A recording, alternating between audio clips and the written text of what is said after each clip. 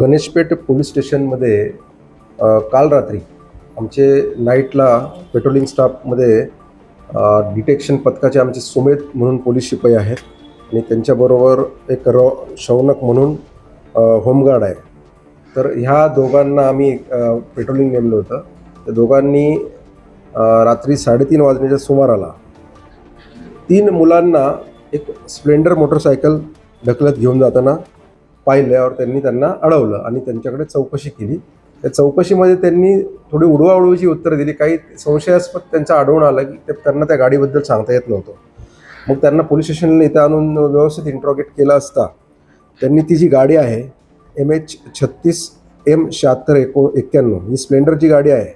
ही गाडी त्यांनी Ajni police station येथून बेलतोरडी पोलीस स्टेशन या ठिकाणावरून त्यांनी त्या हद्दीतनं चोरल्याचं त्यांनी कबूल केलं. मग त्यांच्याकडे आम्ही आधीच चौकशी केली असता त्यांनी गणेशपेठ पोलीस स्टेशनमधून सुद्धा बसस्टँड परिसर किंवा दुसरा जो आहे चाचा नेहरू उद्यान आणि डालडा कंपनी या भागातनं त्यांनी 3 गाड्या चोरल्याचं कबूल केलं. असं त्यांनी एकूण 4 गाड्या आमच्या हद्दीतनं चोरल्याचं कबूल केलेलं आहे. त्यांच्याकडनं त्या 4 गाड्या हस्तगत केलेल्या आहेत आणि त्यांनी त्या गाड्या फिरवून त्या ठिकाणी सोडण्याची त्यांना सवय आहे.